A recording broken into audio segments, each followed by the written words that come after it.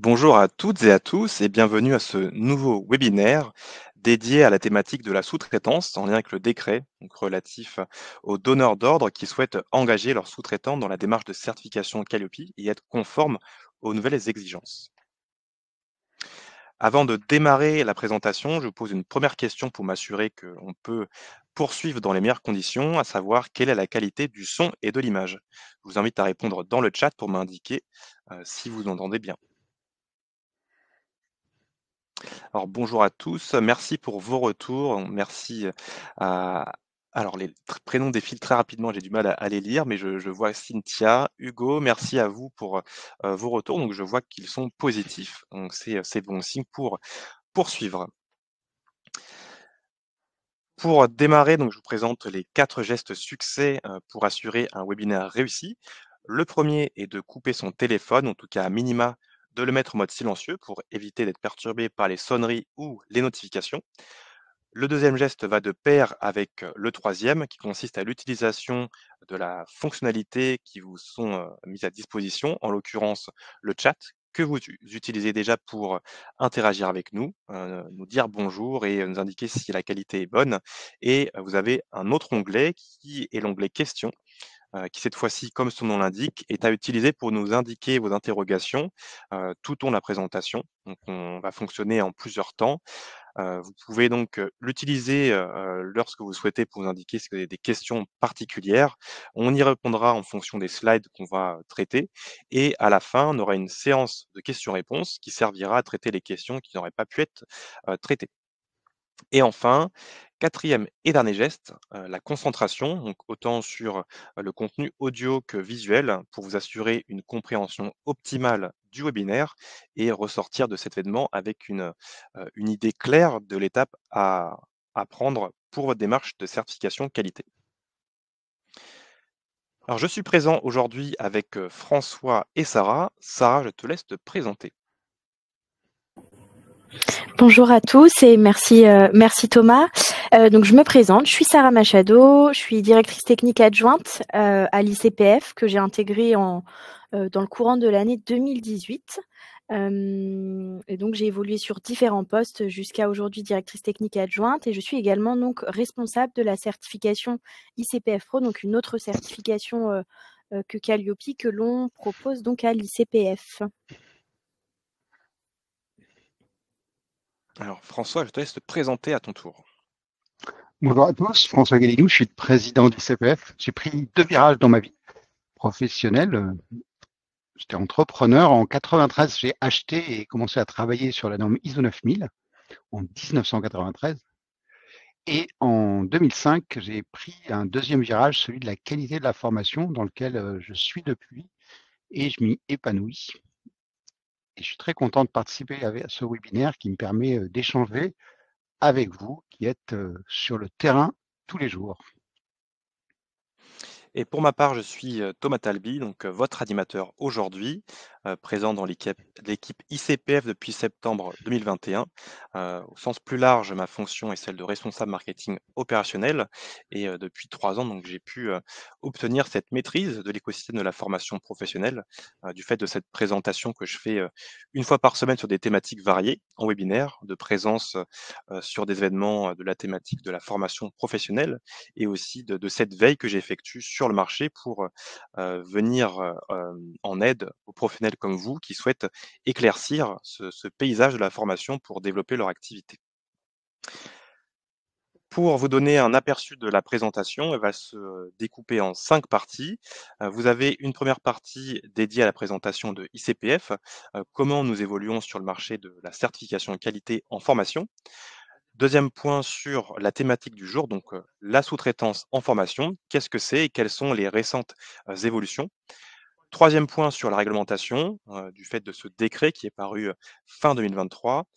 Les notions d'engagement, donc que vous soyez organisme donneur d'ordre ou que vous soyez formateur sous-traitant, comment s'engager ou obtenir l'engagement d'une partie prenante dans la démarche pour être conforme aux exigences. Et enfin, cinquième et dernier point, celle des questions-réponses, comme j'ai pu le dire il y a quelques minutes. Alors pour commencer François, où en sommes-nous aujourd'hui à ICPF? ICPF existe depuis 30 ans. Donc, créé en 1995, au départ, c'est une association qui certifie les professionnels de la formation, les personnes physiques. On arrive aujourd'hui avec Calliope, où nous sommes devenus le leader, le numéro 1 de la certification Calliope. Et on a environ 7000 certifiés aujourd'hui, 5600 certifiés Calliope et environ 1200 certifiés pro. Alors, qu'est-ce que nous apportons à nos certifiés? Alors, tout d'abord, la compétence technique et la maîtrise de ce secteur, des activités de formation, qui n'est pas vraiment un secteur, en fait, puisque il y a des activités de formation dans toutes les, je dirais, dans tous les secteurs de l'économie et il y a des, je dirais, des clusters, hein, en quelque sorte. C'est-à-dire que vous avez la formation dans le domaine de la santé, vous avez la formation dans le domaine de l'assurance, vous avez des professionnels de la formation, personnes physiques indépendants, vous avez des grands organismes de formation, vous avez des formateurs comme activité secondaire, la formation de Microsoft, la formation de Kyocera. Alors nous, on évolue dans ces activités depuis près de 30 ans et on est focus sur les professionnels, c'est-à-dire ceux qui interviennent. C'est notre focus. C'est-à-dire on est plus à même de travailler avec des professionnels aujourd'hui qu'avec des organismes. Alors on adapte notre offre compte tenu de la demande. On est en train, par exemple, de travailler sur une offre grand compte, parce qu'on a des grandes entreprises qui viennent à nous et notre dispositif qui est plutôt adapté pour les professionnels a besoin d'être amélioré. Voilà. On est présent sur toute la France. On est le seul à avoir une politique d'auditeurs salariés. Donc on en a 16, bientôt 18, et 90 sous-traitants pour couvrir les territoires où un auditeur salarié n'aurait pas suffisamment de travail pour pouvoir éviter les déplacements. Alors on a un autre atout, c'est la plateforme Noé. C'est une plateforme dans laquelle on a investi plus de 4 millions d'euros depuis 2017, qui nous permet de fluidifier, de faciliter vos démarches qualité, de manière à ce que ça se passe rapidement, à moindre coût et de manière très fiable. On gère beaucoup d'informations quand on est certificateur qualité et on demande beaucoup aux clients. Et donc là, cette plateforme nous permet de faciliter vos démarches.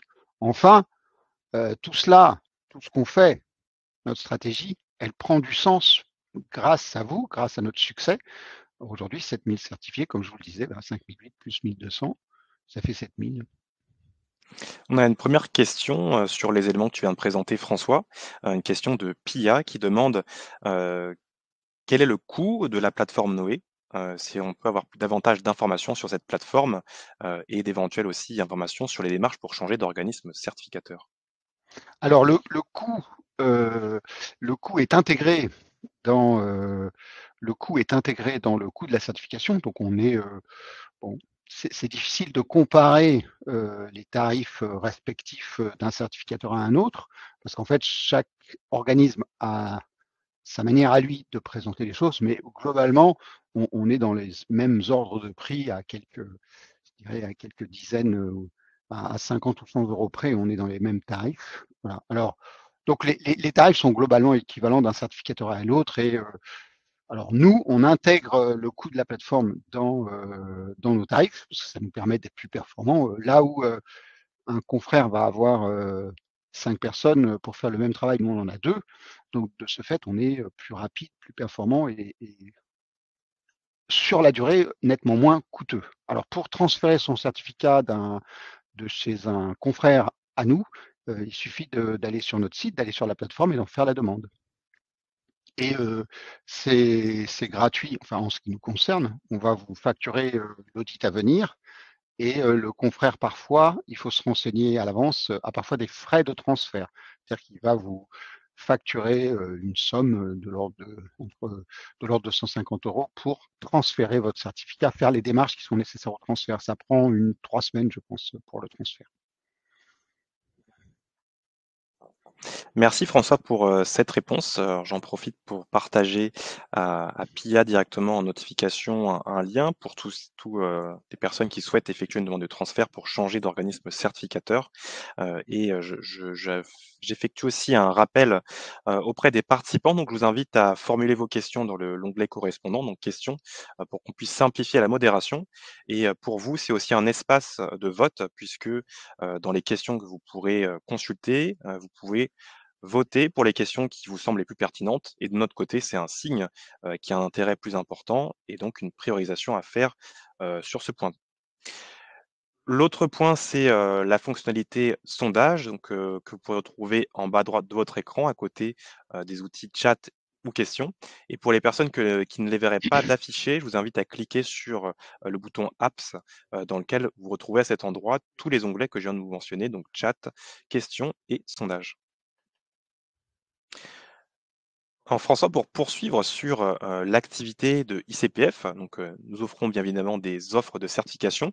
Quelles sont-elles et comment interviennent-elles dans une démarche qualité? Alors pour développer votre activité, pour s'épanouir avec la formation professionnelle, vous, vous- vous avez différentes attentes. Alors, en ce qui me concerne, et nous à l'ICPF, on vous considère depuis près de plus de 30 ans. On est à vos côtés. Alors, vous avez votre point de vue de professionnel, de manager d'organisme de formation. Nous, on a notre point de vue euh, et on interagit tous les jours depuis 30 ans avec des formateurs. Donc, on a un point de vue très complémentaire, en fait, parce que vous avez votre point de vue de terrain sur votre activité et nous, on a le point de vue d'un organisme qui traite tous les jours. On a à peu près 200 à 300 interactions par jour avec un organisme de formation différent. Alors, au bout de 30 ans, ça fait quand même vue sur ce que vous faites et que vous pouvez faire, sur les stratégies qui fonctionnent et qui ne fonctionnent pas. Alors, il y a plusieurs moyens de développer son activité. Il y a de faire du marketing et du commercial, de se focaliser sur la pédagogie, de, d'attendre qu'un décret vienne, d'attendre que les contrôles arrivent. C'est une tendance de fond qui est très, il y a un attentisme, voilà, de résister à tout au changement. Voilà. Alors il y a une voie qui fonctionne à tous les coups, c'est la voie de la qualité. Alors en France, elle est relativement, elle a été choisie par les pouvoirs publics comme vecteur de développement et d'amélioration. Et depuis 40 ans, depuis la loi de plus de 40 ans maintenant, 45 ans, depuis la loi de 70, on a organisé et mis en place une réglementation qui permet de garantir la qualité de la formation aux stagiaires. Il ne faut jamais oublier que ce n'est pas le formateur qui est le sujet de la formation professionnelle, c'est le stagiaire. C'est-à-dire que l'État intervient pour garantir une formation de qualité aux stagiaires. Donc ça, déjà, c'est le premier point.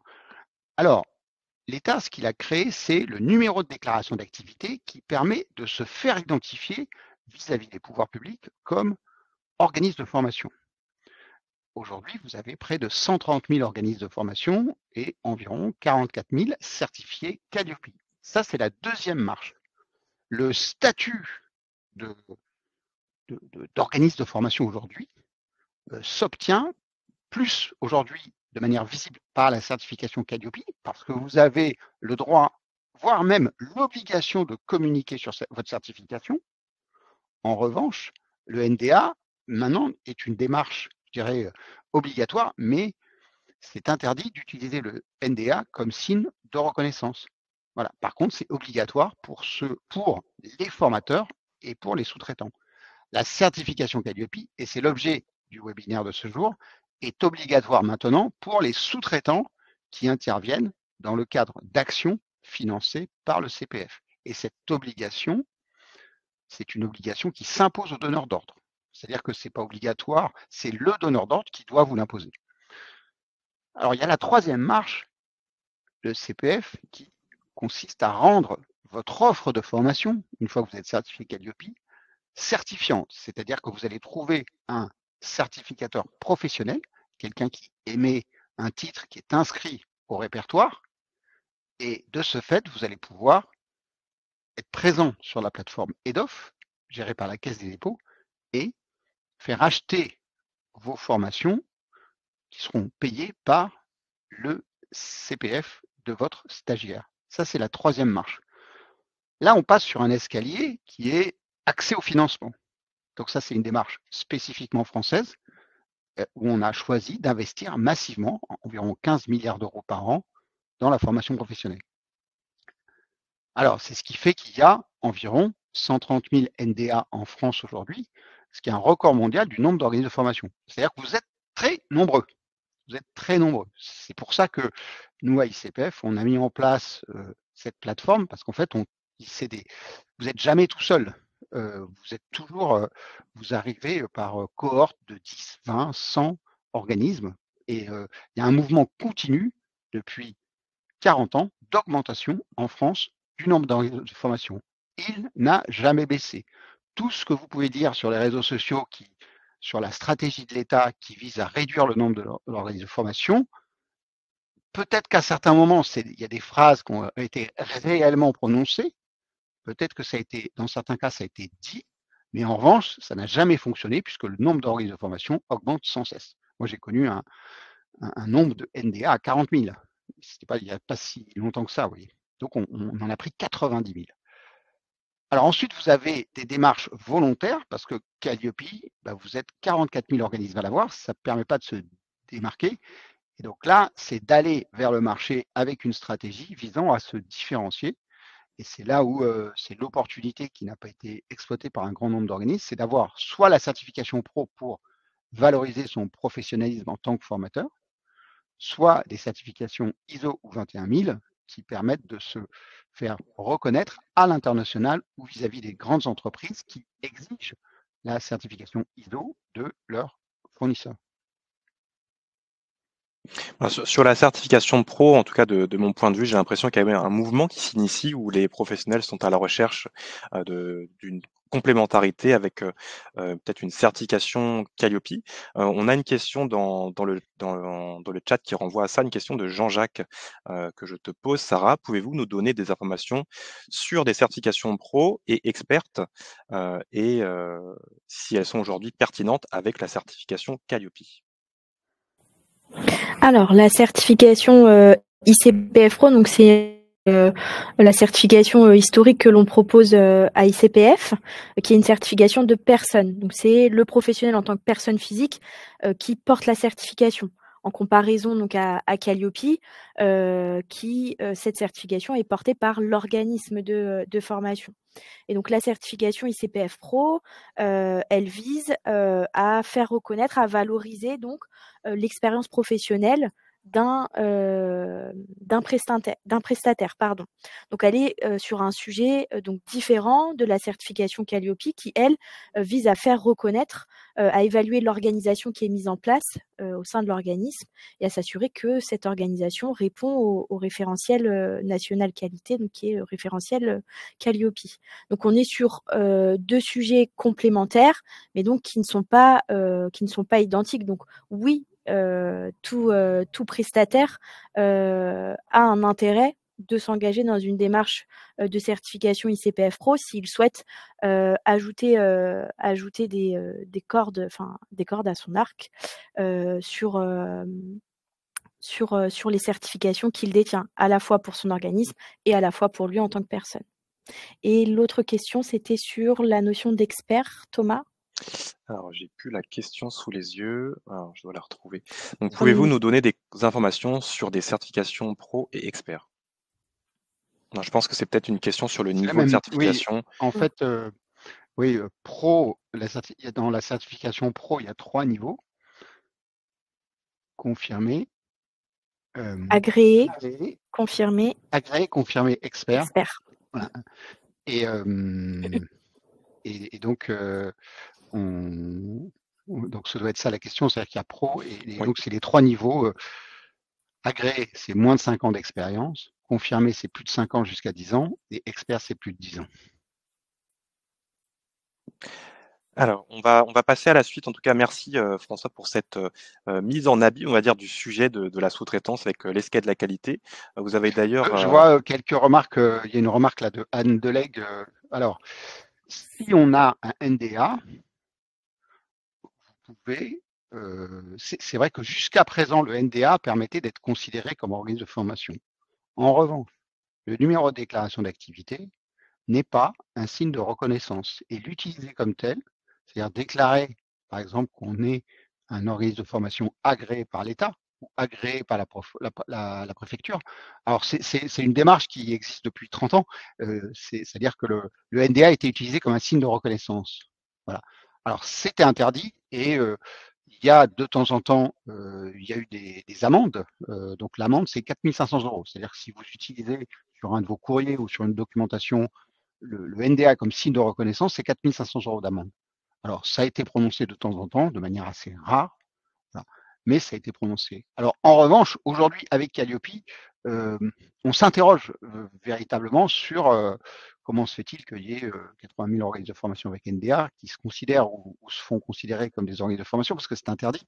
Et en fait, ça ne sert pas à grand-chose, voilà, puisque le NDA, en fait, la vocation du NDA, c'est de pouvoir tracer les flux de finances publiques. C'est-à-dire que l'État ne peut pas donner indirectement ou directement de l'argent sans que avoir identifié le destinataire direct et indirect. C'est pour ça que le NDA est obligatoire pour les sous-traitants. Mais le NDA, on ne peut pas aujourd'hui. Il y a une utilisation de fait et peut-être qu'auprès de certains clients ça fonctionne, mais je dirais de fait ça ne sert plus aujourd'hui de signe de reconnaissance. Voilà, ça pouvait servir de signe de reconnaissance avant Datadog et les certifications CNEFOP, donc avant, on va dire 2016. Alors maintenant, ça continue parce que le marché, il y a encore un grand nombre de personnes qui sont pas informées, des clients qui sont pas informés sur Calliope et qui ne comprennent pas ça. Donc pour eux, ça veut encore dire quelque chose.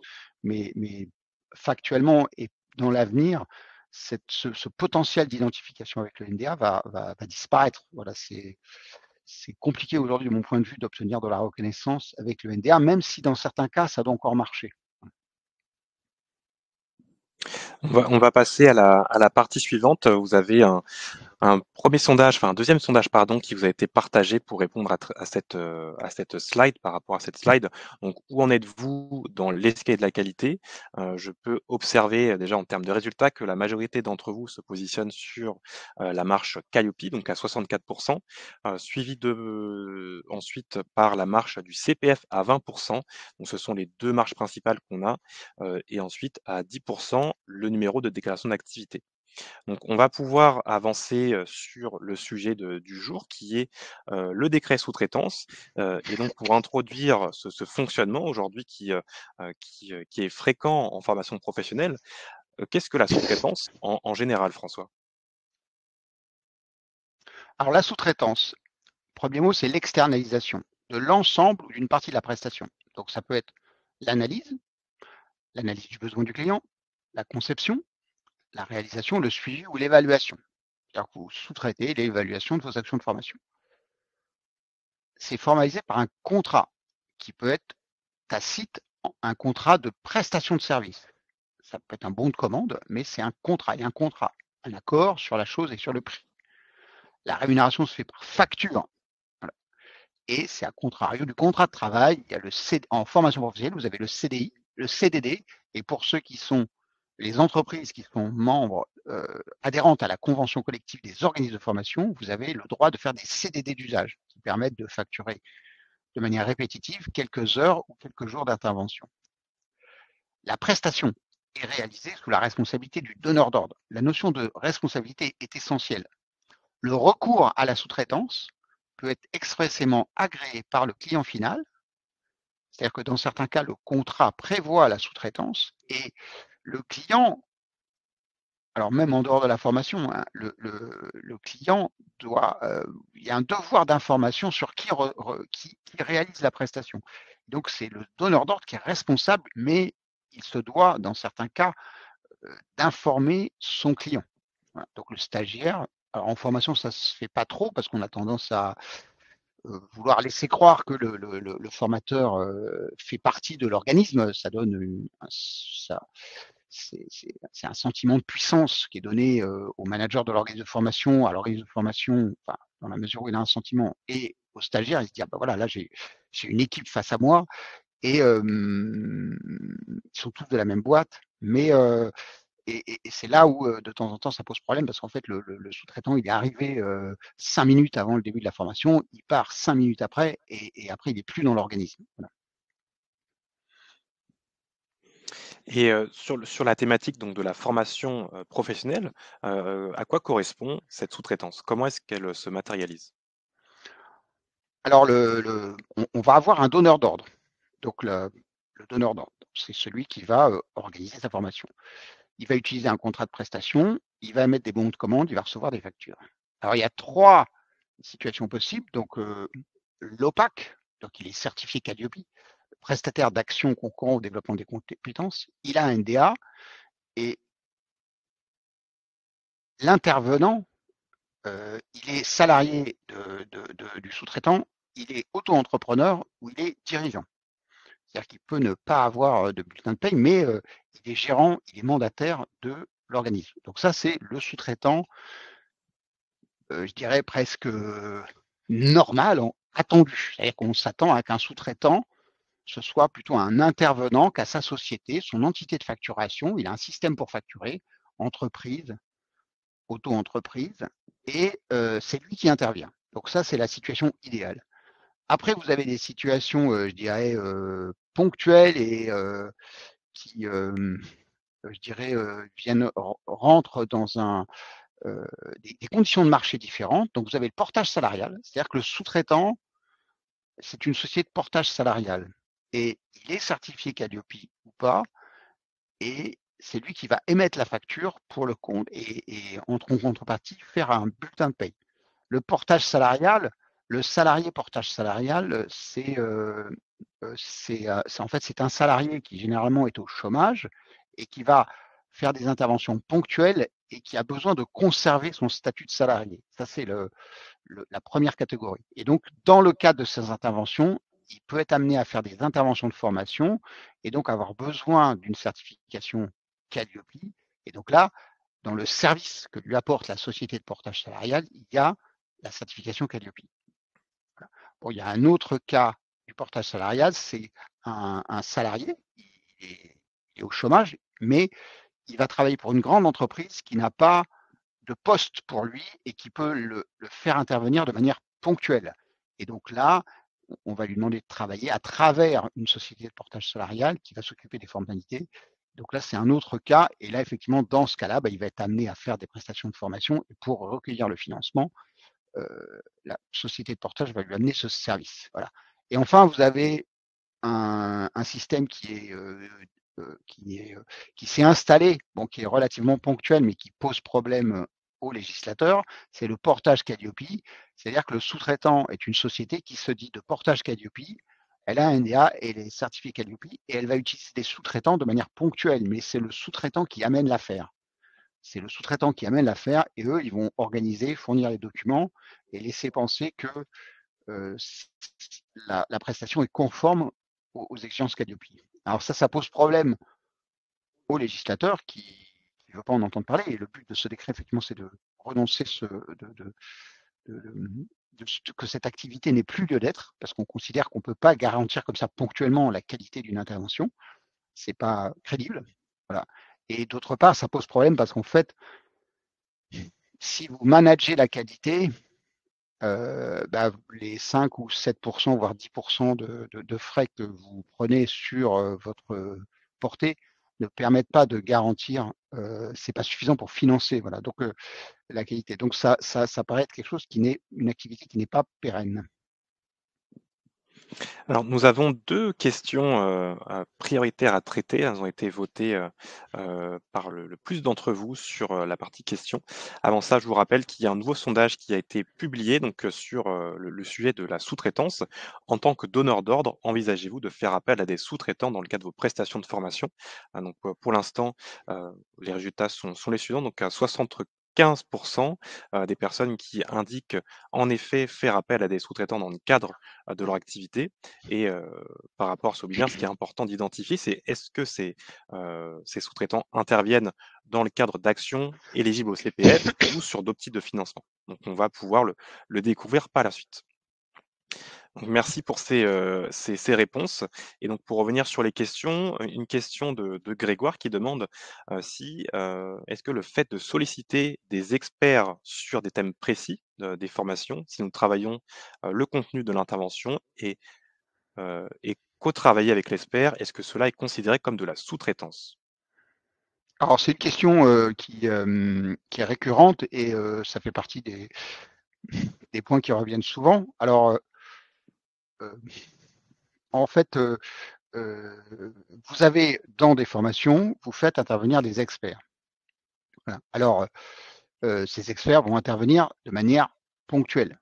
C'est-à-dire qu'ils vont intervenir pendant 1 heure, ils vont pas prendre en charge le groupe comme un formateur, c'est-à-dire qu'ils vont pas faire l'accueil, ils vont pas faire la clôture, voilà, ils vont intervenir de manière ponctuelle. Donc vous faites intervenir dans une formation, je dirais, pansement, vous faites intervenir l'infirmière en chef de l'hôpital Bichat, une infirmière en chef de l'hôpital Bichat. Bon ben, il est clair que cette personne-là, pour cette intervention ponctuelle, vous n'allez pas lui demander un NDA et Calliope.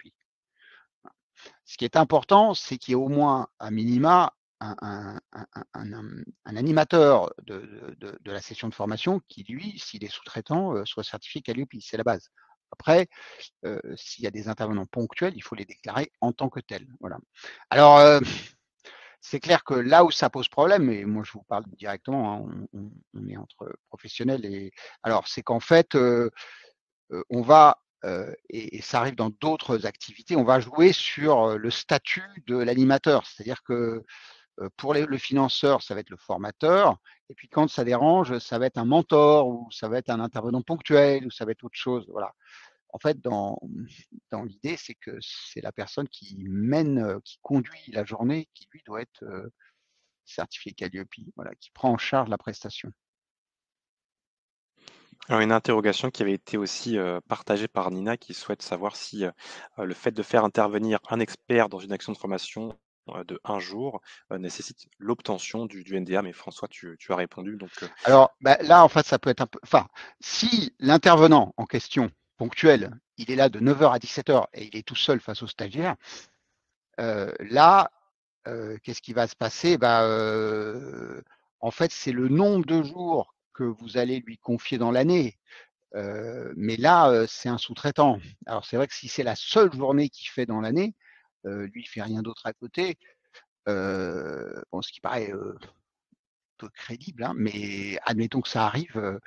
Voilà, moi j'ai connu, enfin, je donne des exemples concrets parce que là, en fait, chaque situation est particulière. Donc il y a l'esprit il y a l'esprit, la manière dont on conçoit la chose et la manière dont on la met en œuvre. En fait, tout est une question de volume. C'est-à-dire que si vous avez, vous faites 100 ou 200 jours de formation avec un intervenant dit ponctuel et que c'est le même, bon, là, ça va être difficile. Par contre, c'est vrai que votre intervenant, il fait une journée dans l'année. Bon, là, c'est vraiment du ponctuel. Alors, mais si on applique strictement la réglementation, s'il est là de 9 h à 17 h, il mène toute l'action de formation et là, il rentre dans la case. Mais s'il fait ça qu'une fois dans l'année, là, vous pouvez argumenter, je dirais, en cas de contrôle. Voilà. L'esprit, c'est quoi? L'esprit, c'est que à partir du moment où les stagiaires se retrouvent face à un intervenant, cet intervenant soit certifié Calliope. Il est une certification Calliope. Voilà. Alors après, il y a les exceptions sur lesquelles on reviendra, mais on considère qu'à partir du moment où il y a une structure qui intervient, elle doit être certifiée Calliope. Voilà. Et si c'est sous la responsabilité de l'organisme, mais la personne qui fait l'intervention doit avoir un NDA et la certification Calliope. Alors si c'est très ponctuel, là c'est différent. Moi j'ai connu une formatrice qui faisait 10 jours de formation par an. Elle était comédienne et donc tous les ans elle animait un séminaire de formation de comédiens et c'était 10 jours par an. Et elle avait ce problème parce que cette formation était financée et elle devait quand même, comme c'était financé, bah, le NDA était obligatoire et la certification, elle la voulait, mais pour intervenir 10 jours par an. Vous voyez. Et du point de vue de l'audit, Sarah, quel est le point de vue, notamment sur la partie, contractuelle? On a une question de Anne qui demande si pour une action de formation, nous avons recours à un expert, qui n'est pas organisme de formation pour 2 heures d'intervention, est-il nécessaire d'établir un contrat ou une convention, pour, cette intervention-là? Alors là, la question, elle va au-delà dans le cadre de la certification Calliope. Je dirais qu'effectivement, même si si vous déléguez que 2 heures d'intervention sur la totalité de la prestation, oui, il faut formaliser cette intervention, mais de manière à ce que chacun ait conscience et connaissance donc des responsabilités et de son devoir dans la réalisation de l'activité en question. En revanche, là, dans le cadre de la certification Calliope, il y a pas, c'est pas la certification Calliope qui impose d'avoir un contrat. C'est le contrat, que ce soit un contrat de prestation ou une convention, elle est imposée dans le cadre de prestations financées par le CPF, donc imposée par ce décret qui est sorti, enfin applicable en avril 2024. Merci Sarah pour ce point de vue. Donc on va pouvoir poursuivre sur, la présentation. Donc toujours sur, ce sujet, de, différents types de sous-traitance, François, dans l'écosystème de la formation, on a, différentes parties prenantes. Quels sont les problèmes que peuvent causer la sous-traitance pour chacun d'entre eux? Bon, ce que je veux dire, c'est qu'on voit là, il y a 39 questions, 10 chats, c'est-à-dire que effectivement, vous avez tous une pratique et un point de vue, comme je veux vous le faire comprendre en intégration, en introduction, hein. Vous avez tous un point de vue particulier avec des éléments d'information que nous, on n'a pas. Donc nous, on va vous donner des principes et des exemples qui vous permettent de vous situer et de prendre, vos décisions, sachant qu'on ne peut pas vous dire à tous ce qu'il faut faire exactement parce qu'on n'est pas à votre place. Vous voyez, il y a la formation, c'est vaste, comme je vous le disais, hein, il y a des activités très différentes, des secteurs très différents, des pratiques de financeurs. Une formation financée par le CPF, c'est pas la même chose qu'une formation financée par la région. Une formation financée et opérée par la région Alsace, c'est pas la même, enfin, ça n'existe plus. Grand Est, c'est pas la même chose une formation financée et opérée par la région Bretagne. Il y a une multiplicité de pratiques avec des cas particuliers. Voilà. En revanche, ce qui est sûr, c'est quand le contrôle tombe, il est là quand vous voyez, vous sortez d'un secteur de financement. Si vous prenez un risque, il faut le savoir. Et il faut savoir comment maîtriser ce risque. Nous, on est là pour ça. Il faut savoir démontrer sa qualité. Voilà. Alors, les problèmes que pose la sous-traitance, alors, vous avez 3 acteurs. Vous avez le sous-traitant, la gouvernance et le financeur, donc France Compétences, les OPCO, la Caisse des dépôts et le donneur d'ordre. Alors, pour le sous-traitant, quel est le problème? Le sous-traitant, en fait, sur une tendance longue, c'est une charge administrative croissante. C'est-à-dire qu'on demande de plus en plus de choses aux sous-traitants et la rentabilité perçue de l'activité est faible. C'est-à-dire que la sous-traitance, pour être un peu provocateur, hein, la sous-traitance, je vois que Thomas va se cacher sous la table, parce que quand je dis des choses comme ça, il n'aime pas, mais la sous-traitance en formation, ça mène à tout, à condition d'en sortir. C'est-à-dire que c'est la porte d'entrée, c'est une marche et ça permet d'accéder à la formation professionnelle, ça permet de se lancer dans la formation, parce qu'on trouve des missions relativement rapidement, parce qu'il y a une demande, voilà, mais il y a une demande qui n'est pas très bien payée. C'est-à-dire qu'on vous demande, on vous propose des interventions, mais c'est pas bien payé.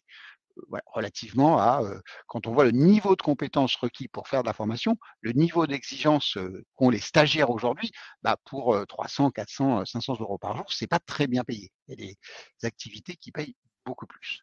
Ensuite, la demande est discontinue, c'est-à-dire que vous allez intervenir en fonction des cycles d'intervention, des formations vendues par le donneur d'ordre.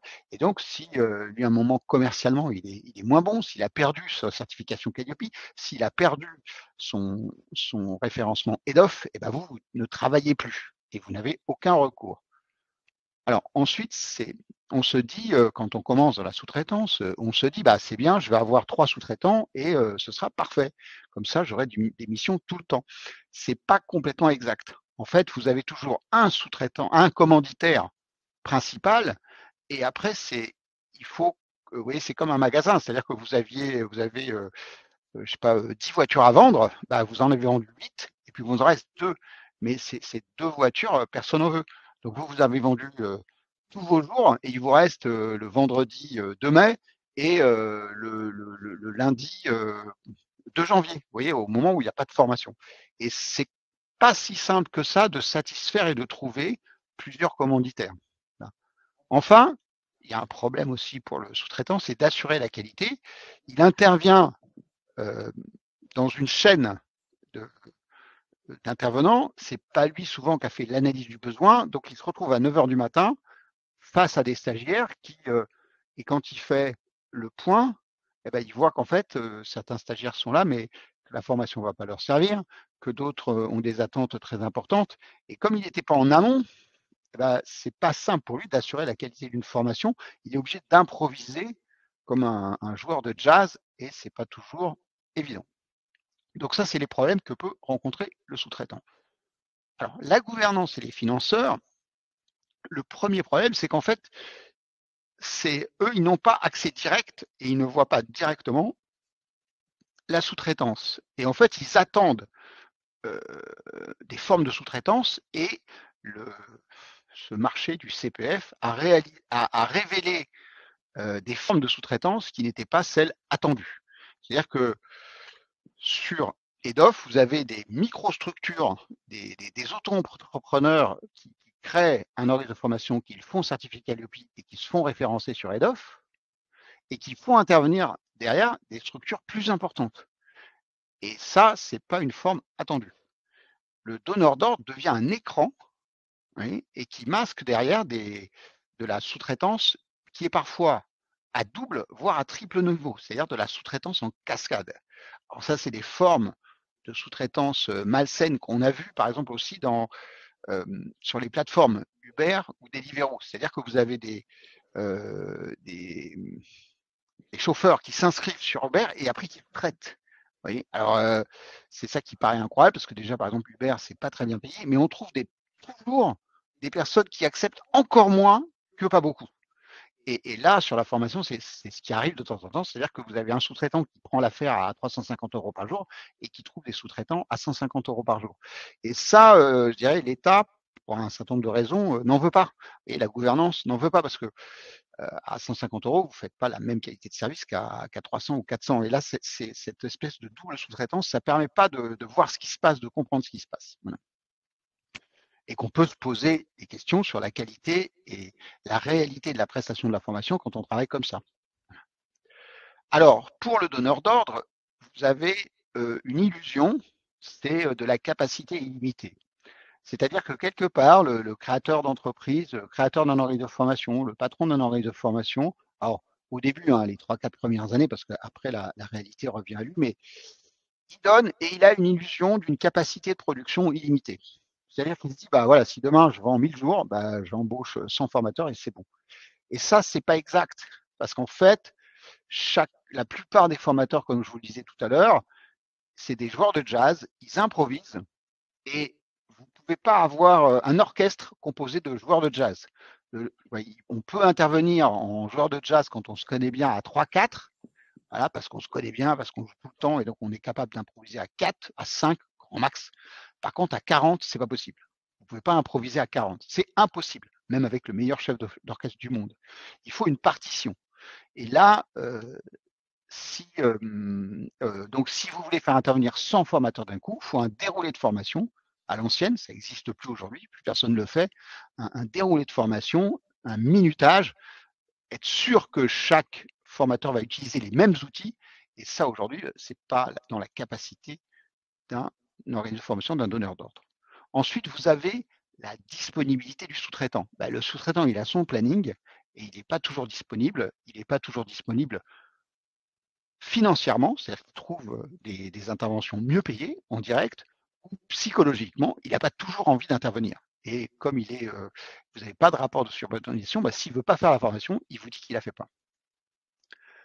La capacité à exécuter un programme déterminé, ça c'est, moi je viens de le dire, et d'obtenir le respect des exigences réglementaires et de Calliope. En fait, ça a un coût, ça donne une organisation et une rigueur que le donneur d'ordre, en fait, ça lui pose un problème. C'est-à-dire, comment obtenir que le donneur d'ordre m'envoie son NDA, comment obtenir que le sous-traitant m'envoie son chiffre d'affaires, vous voyez, c'est pas si évident que ça, parce que c'est pas dans les habitudes de travail de la sous-traitance. Le référencement du sous-traitant par le donneur d'ordre, ça c'est un problème.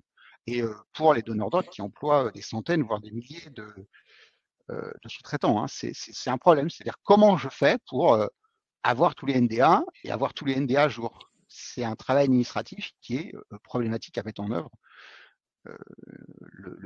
Voilà. Et ça, c'est pas dans le fonctionnement normal de la sous-traitance aujourd'hui. Enfin, le fonctionnement standard. Ouais, donc face à ces différents constats, le législateur a réagi avec la publication d'un décret fin 2023, avec entrée application en avril et qui porte sur des contrôles. On rappelle bien que c'est exclusivement sur les financements de formation au CPF, pas sur d'autres types de financement. Et donc, Sarah, pour introduire le sujet de ce décret, quels sont les 4 principaux objectifs que vise ce nouveau texte? Alors, ce qu'il faut comprendre et retenir, c'est que ce texte-là, ce décret, il est sorti principalement pour lutter justement contre la fraude et les abus qui ont pu être constatés au cours de ces dernières années vis-à-vis donc des financements via le CPF. Donc ce décret-là, il concerne la sous-traitance. Alors il aborde d'autres sujets, mais aujourd'hui on se concentre sur la sous-traitance dans le cas donc de formation exclusivement financée par le CPF. Donc là, on ne parle pas de la sous-traitance hors CPF. Et donc, voilà, lutter contre la fraude et les abus des fonds cotisés sur le CPF. Il y avait pour objectif également justement de rendre ces organismes de formation qui peuvent faire financer leurs prestations via le CPF, voilà, d'avoir un effet un peu plus transparence en termes d'information et surtout qui prennent conscience qu'ils sont responsables de la qualité des prestations qu'ils délivrent, qu'elles soient faites en direct ou là, en l'occurrence, par des sous-traitants. On l'a vu tout à l'heure lorsque François l'a précisé, le donneur d'ordre reste responsable donc des prestations qu'il délivre, même s'il les fait réaliser par un sous-traitant. Et donc, ça vise effectivement de mettre fin à l'ère du quali-portage, donc du portage Calliope, où, comme tout process, il peut y avoir des dérives et donc là, il y a eu des dérives constatées et donc ils souhaitent mettre fin également à ce fonctionnement. Et donc là, l'objectif, c'est aussi donc de renforcer les critères qui permettent aux organismes donc d'être référencés sur EDOF. Le fait d'imposer que même les sous-traitants soient certifiés Calliope en fonction s'ils répondent à certains critères, ça permet voilà de réduire la porte d'entrée et donc de limiter justement l'accès au financement CPF et en principe mieux contrôler ces financements par la suite. Alors nous avons quelques données à retenir, des dates ou encore des rappels. Quels sont-ils aussi sur ce décret, ça? Alors, ce décret, il s'applique donc aux donneurs d'ordre. Dans ce décret, ce qui est indiqué, c'est que tous les donneurs d'ordre, donc tous les organismes qui proposent des formations qui sont accessibles en termes de financement via le CPF, doivent, et donc qui font appel à des sous-traitants pour ces prestations-là, doivent s'assurer que ces organismes sous-traitants s'engagent également dans une démarche de certification Calliope. Donc c'est le donneur d'ordre qui doit s'assurer que ses sous-traitants s'engagent dans cette démarche-là. Alors évidemment, les organismes sous-traitants peuvent avoir la liberté aussi de s'y engager par leur propre décision. Ce texte-là, ce décret, donc qui est sorti en décembre 2023, il est rentré en vigueur donc au 1er avril 2024. C'est donc depuis cette date-là que toutes les formations financées par le CPF qui sont donc animées, délivrées par un sous-traitant pour le compte donc du donneur d'ordre, ce sous-traitant doit être doit être certifié Calliope. Alors, enfin, c'est pas le sous-traitant, mais c'est son organisme qui est certifié. Et donc, attention, dans le cas où il n'y aurait pas le respect donc de cette nouvelle réglementation, les donneurs d'ordre s'exposent donc à un déréférencement de la plateforme EDOF. Et donc, les contrôles, justement, pour s'assurer que les sous-traitants et les donneurs d'ordre sont donc rentrés en conformité par rapport à ce texte-là. Les contrôles donc débutent là sur ce premier semestre 2025. Et donc, il va être réalisé sur la base d'un questionnaire qui sera envoyé donc par la Caisse des dépôts avec des pièces justificatives à fournir pour s'assurer de la conformité réglementaire des organismes qui font financer leurs prestations via le CPF et qui font intervenir dans le cadre de ces prestations des sous-traitants. Alors pour faire un rappel et que la situation soit peut-être plus claire pour d'autres participants, on a une question de Ludovic qui demande si, enfin je vais lire la question: «Je suis organisme de formation certifié Calliope. J'utilise des sous-traitants, donc entre parenthèses consultants ou auto-entrepreneurs, pour animer des formations non certifiantes de mon catalogue de formation. Ces sous-traitants doivent-ils être Calliope ou non?» Alors, ils peuvent. En revanche, ils sont donc là pas concernés par ce décret qui, du coup, ne concerne, n'est applicable et obligatoire que pour les sous-traitants qui interviennent dans le cadre d'une prestation financée par le CPF. Donc, si c'est pas le cas, non, ces sous-traitants-là, ne sont pas concernés par cette obligation. Pour autant, ils peuvent décider pour différents motifs différentes motivations, je vais y arriver, excusez-moi, peuvent décider d'eux-mêmes de s'engager dans cette démarche. Mais elle n'est pas obligatoire. Alors, on a parlé tout à l'heure du sujet du contrat, de convention notamment. Donc, on a une évolution qui a été faite entre l'avant 1er avril 2024 et l'après. Quelles sont les distinctions entre l'avant et après décret? Alors, avant le 1er avril, le contrat de sous-traitance était préconisé, conseillé, mais il n'était pas obligatoire. Donc là, maintenant, aujourd'hui, dans le cas des formations qui sont donc financées par le CPF, l'établissement d'un contrat de sous-traitance devient obligatoire. Et on doit retrouver à minima des informations dans ce contrat. Donc, 6 informations doivent obligatoirement être spécifiées dans ce contrat de sous-traitance. Là où les missions qui sont confiées donc aux sous-traitants, le contenu de la prestation qui va être délivrée et comment cette prestation est sanctionnée. On doit y retrouver les moyens et les conditions donc de réalisation de la prestation et les modalités de suivi de la prestation. On doit retrouver la durée, également les dates, donc la période de réalisation et le montant de la prestation. Donc ça, c'est ces 6 informations obligatoires qu'on doit retrouver dans ce contrat qui lui-même donc devient aussi obligatoire dans le cas de la sous-traitance avec financement via le CPF. Donc le numéro de déclaration d'activité était déjà obligatoire, ça le reste toujours après le 1er avril. La notion de responsabilité contractuelle qui est portée par le donneur d'ordre, donc on l'a abordée à plusieurs reprises, donc elle reste toujours d'actualité. C'est le donneur d'ordre qui porte la responsabilité d'un point de vue contractuel de la bonne réalisation de la prestation par le sous-traitant. Et notamment le respect de la conformité au référentiel national qualité qui est une condition pour pouvoir accéder au référencement sur la plateforme EDOF et donc au financement des formations qu'on propose via le CPF. Et donc, ce qu'on va retrouver en plus depuis le 1er avril, c'est donc cette obligation de certification Calliope pour les organismes sous-traitants quand ils interviennent donc dans le cadre d'une prestation financée par le CPF.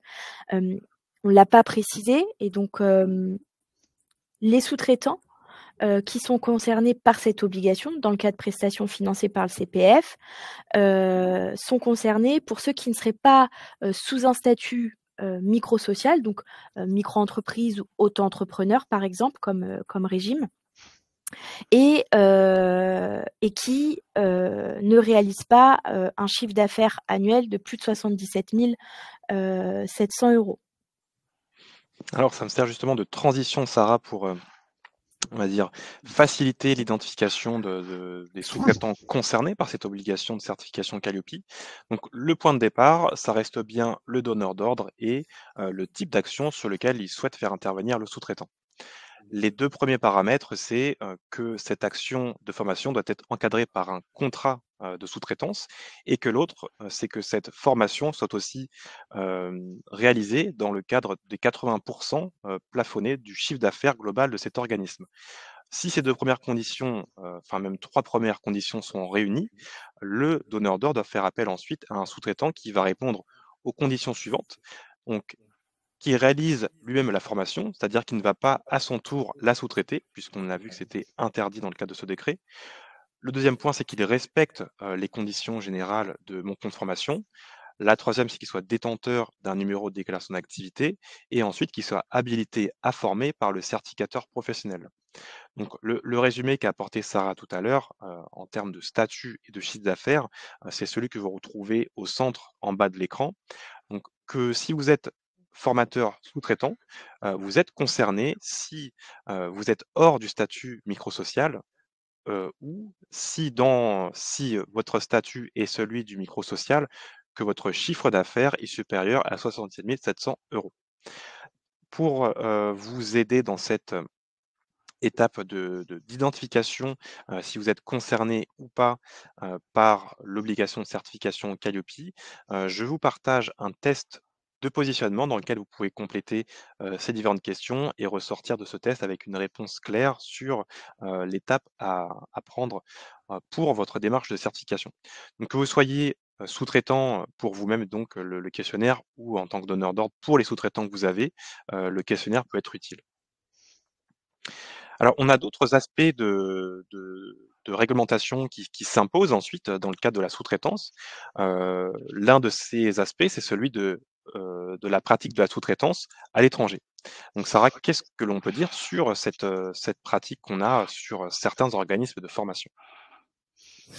Alors il arrive parfois qu'un organisme aujourd'hui fasse appel à un sous-traitant qui lui est étranger, donc n'est pas un organisme de formation français, en tout cas déclaré sur le sol français. Donc rien n'interdit de faire intervenir un prestataire étranger.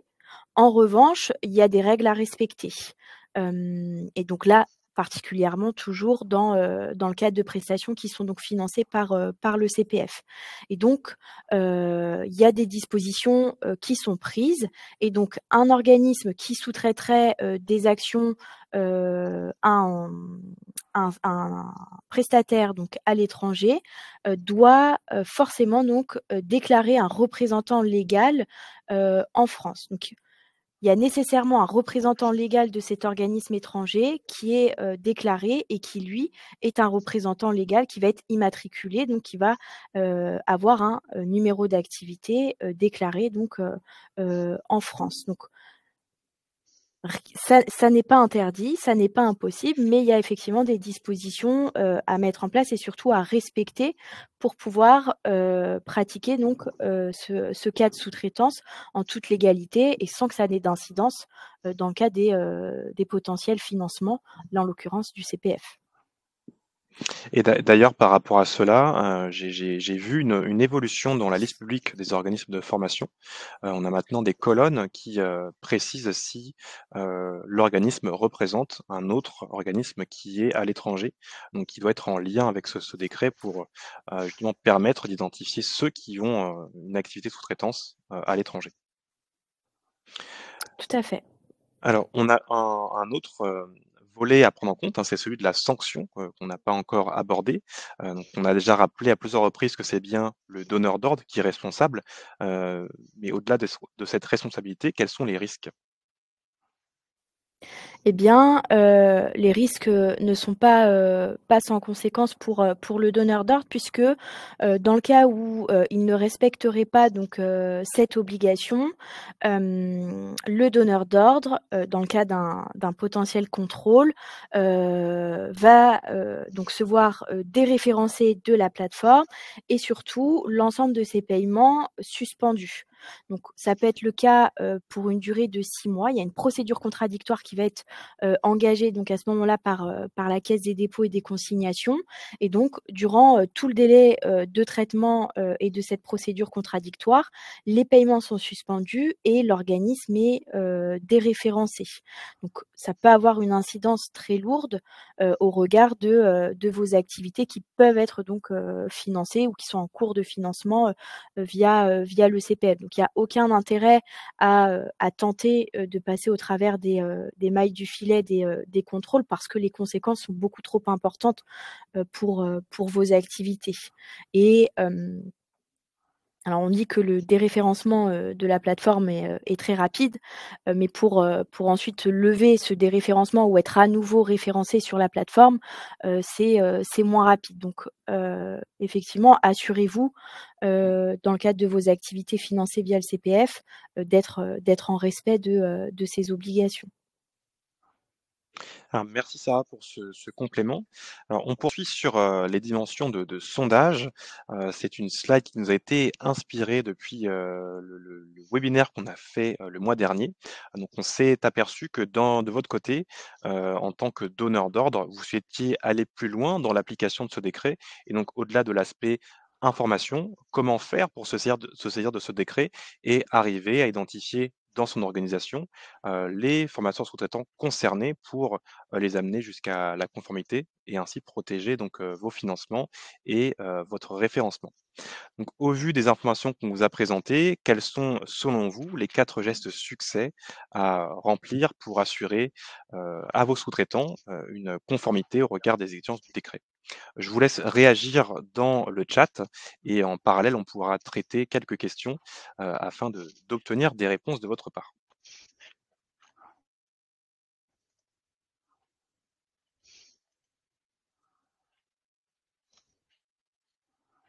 Alors, on a une question de Julien qui indique que la sous-traitance en cascade est interdite pour le CPF, mais est-elle interdite pour les actions de formation? Donc, je comprends que ce soit en dehors de ce financement CPF. Non, non, elle n'est pas interdite. Non, vous pouvez faire la sous-traitance en cascade sur sur les autres types de formation. C'est d'ailleurs c'est tout le paradoxe de ce décret, c'est-à-dire pourquoi cibler particulièrement les formations CPF et pourquoi poser des exigences sur la sous-traitance CPF qui ne se pose pas sur les autres formes de formation et les autres formes de financement. C'est d'ailleurs une des recommandations de l'IGAS qui est de généraliser l'obligation de la certification Calliope à toute la sous-traitance. Alors, une autre question qui va dans cette même lignée, une question de Stéphanie. Nous ne proposons pas de formation via le CPF, sommes-nous autorisés à recourir à la sous-traitance à 100%? Oui, vous pouvez le faire. Vous pouvez le faire. Alors, une question. Je réponds pas, je réponds trop vite pour Thomas qui n'a pas le temps de trouver une autre question. Non, j'étais en train de relire. Alors, une question de Marion. Pour les formations certifiantes, à partir de quel chiffre d'affaires le sous-traitant doit-il être certifié Calliope? Alors, c'est 77 000 euros, c'est ça? Ouais, 77 700. 77 700 euros. Alors, y aura-t-il des slides pour récapituler le cadre légal et répondre aux principales interrogations? Alors, vous avez en effet la slide précédente que je vous ai présentée et sur celle-ci, donc, on vous a préparé un ensemble de gestes succès pour vous permettre d'identifier les sous-traitants concernés et donc elle pourra être utilisée principalement pour les donneurs d'ordre. Donc, on va pouvoir la découvrir dans quelques instants. Je regarde s'il y a des réactions qui ont été faites dans le chat.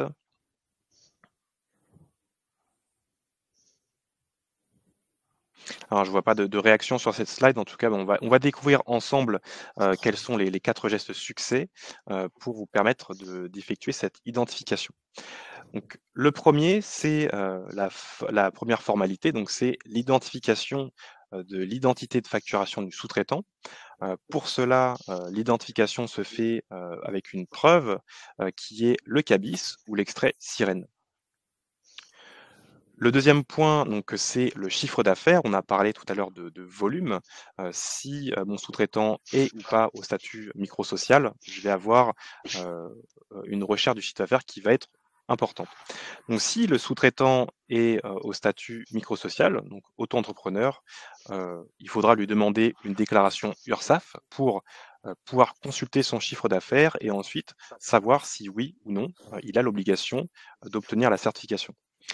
Si il n'est pas au statut microsocial, là vous savez qu'il y a un intérêt pour lui d'obtenir la certification Calliope. Et sur d'autres preuves, vous avez aussi l'utilisation du bilan, un bilan comptable, ou du BPF sur lequel est indiqué le produit des actions réalisées. Ensuite, troisième point, c'est le NDA. Alors ce NDA est vérifiable sur différentes sources. La première, c'est l'annuaire des entreprises. Donc en utilisant le sirène qui va vous être communiqué par le sous-traitant, vous pouvez faire une recherche depuis l'annuaire des entreprises et identifier si, oui ou non, ce sous-traitant possède un numéro de déclaration d'activité. Alors la recherche peut aussi être faite sur la liste publique des organismes de formation, puisque à cet endroit, on a uniquement des organismes détenteurs d'un NDA qui vous seront proposés. Tout à l'heure, quand on a présenté, on a travaillé sur ce slide qui est une improvisation, je le précise, hein, on a voulu répondre à une demande de votre part, de choses concrètes. On a parlé d'un extrait INSEE, et là je vois extrait sirène. Parce que l'auto-entrepreneur, il n'a pas d'extrait sirène, en fait, c'est ce qu'on avait dit là, il y a un an, c'est un extrait INSEE, en fait. Voilà. Okay, donc c'est une faute. Un extrait INSEE, oui. C'est-à-dire que l'auto-entrepreneur justifie de son statut d'auto-entrepreneur en envoyant un extrait INSEE. Voilà. Et URSSAF, il y a 2 S. On voit que Thomas n'est pas auto-entrepreneur parce que il y a eu des un truc qu'un patron connaît ou un entrepreneur connaît, il sait écrire l'URSSAF, ça je peux te le dire. Tu fais pas de faute, ouais. Ça c'est au marketing et tes salariés, ça on t'a trouvé, Thomas. On a trouvé le responsable. On t'a trouvé, ouais. T'es démasqué. Exactement. Voilà. Et le dernier point, donc quatrième formalité, c'est le référencement EDOF et la vérification se fait depuis France Compétences, dans laquelle, en face d'un certificat, vous retrouvez la liste des sous-traitants qui vont être habilités à former sur ce certificat-là. Alors, je précise pour les grands donneurs d'ordre, parce que nous, on le fait, par exemple, on a un contrôle automatique, plutôt que de demander le NDA, on demande le NDA, mais on fait un contrôle automatique, c'est-à-dire qu'on doit vérifier la validité du NDA. Et donc, vous avez des API, c'est des sortes de programmes informatiques qui permettent de connecter votre système d'information avec l'annuaire des entreprises. Et de ce fait, vous pouvez aller vérifier en continu la validité du numéro de déclaration d'activité. C'est pas la peine. Donc, vous avez le nom de l'entité, vous avez le CABIS, donc le numéro sirène, ça permet d'aller chercher le NDA et d'en vérifier la validité. Donc ça peut être automatisé. Voilà. Et je ne sais pas si avec EDOF il existe des API, je ne pense pas. Pour avancer donc sur la présentation, face à ces différents constats qui sont dressés, ces différentes règles en termes d'obligation de certification, vous avez différentes voies à prendre, que vous soyez sous-traitant ou donneur d'ordre. François, en tant que sous-traitant, quelles sont les possibilités qui s'offrent en termes de stratégie? Alors, pour le moment, d'abord, ce qu'il faut bien comprendre, c'est que le sous-traitant, qu'est-ce que risque le sous-traitant? Le sous-traitant va risquer de perdre son contrat à partir du moment où le commanditaire, le donneur d'ordre, va lui demander Calliope. Voilà. Donc, qu'est-ce qu'il peut faire? C'est pas EDOF, c'est pas la Caisse des dépôts qui va aller chercher les sous-traitants. Alors, qu'est-ce qu'il peut faire? Déjà, il peut obtenir Calliope. Alors, pourquoi? C'est déjà, ça lui permet de passer le cap de la sous-traitance, de sortir de cette situation de dépendance et d'avoir des contrats en direct et de maîtriser le système. Alors, quand on voit le coût, c'est 60 € hors taxe par mois, sur la durée, c'est moins. Ça, si vous êtes là pour vous épanouir dans la formation, si ce n'est pas une activité d'appoint ou une activité de fin de carrière pour vous occuper, mais si c'est vraiment une activité que vous voulez développer, si vous voulez vous épanouir dans la formation, je vous recommande vivement d'obtenir Calliope. C'est pas très cher, ça permet de comprendre, je dirais, de maîtriser l'activité de formation, d'être reconnu. Et donc, c'est vraiment quelque chose tout au long de votre investissement qui, au bout de 4 à 5 ans, si ça n'a pas réussi, vous pourrez penser à faire autre chose. Mais généralement, c'est pendant 80. Voilà, il vaut mieux l'avoir tout de suite que de galérer pendant 4-5 ans en ne l'ayant pas, en se disant quand quand je ferai tel chiffre d'affaires, je prendrai Calliope. Non, il vaut mieux le prendre tout de suite parce que c'est pas très cher. Et puis, ça permet quand même, comme on dit, d'être reconnu et de développer son business. Il y a une autre stratégie qui, comment dire, est parfois imposée par le donneur d'ordre. Si vous travaillez par exemple pour le CNAM, vous ne pouvez pas émettre des factures. Vous êtes obligé d'avoir recours à des CDD. Voilà, donc c'est des CDD d'usage. On appelle ça improprement, d'ailleurs au CNAM, des contrats vacataires. Ce qui est, les vacataires, c'est que pour le secteur public. Voilà. Alors là, l'avantage, c'est la conformité. L'inconvénient, c'est une perte financière. C'est-à-dire, quoi qu'on vous dise, vous cotisez à la retraite pour rien, vous cotisez à la sécurité sociale pour rien. Toutes ces charges, ça sert à rien parce qu'en fait, c'est sur votre activité principale que ça repose. Et après, c'est un peu complexe administrativement parce que vous allez avoir des bulletins de paye et c'est des trucs, j'en sais quelque chose. 20 ans après l'intervention, vous voyez ça sur votre relevé de retraite et vous avez cotisé une caisse, etc. C'est assez complexe. Voilà. Et c'est pas intéressant financièrement parce que vous perdez les charges. Je préfère, moi, en tant qu'entrepreneur, quand j'avais ce type de situation, je préfère avoir tout l'argent 100 € sur mon compte que 40 € net, voilà, sur le compte de mon entreprise. Alors après, vous pouvez accepter de travailler avec le statut auto-entrepreneur. Dans certains cas, vous avez des patrons d'organismes de formation qui prennent le statut pour faire des prestations à côté. Voilà. Donc, vous avez une société et vous allez travailler avec le statut auto-entrepreneur pour pas avoir à certifier votre organisme Calliope. Voilà. Alors l'inconvénient, c'est que le statut d'entrepreneur, c'est un statut de débutant qui est précaire, qui est sans pérennité. Il y a une limite de chiffre d'affaires qui est d'ailleurs censée baisser. Donc c'est vraiment un statut de débutant, c'est un statut provisoire pour une activité qui n'a pas vocation à être pérennisée. Ou alors c'est une étape très courte dans votre vie d'entrepreneur et vous envisagez d'aller plus loin. Voilà. Là encore, ça vient se recouper avec obtenir Calliope, c'est-à-dire que on est dans une espèce de précarité et tout va reposer sur le donneur d'ordre. Mais le calcul qu'a fait le législateur,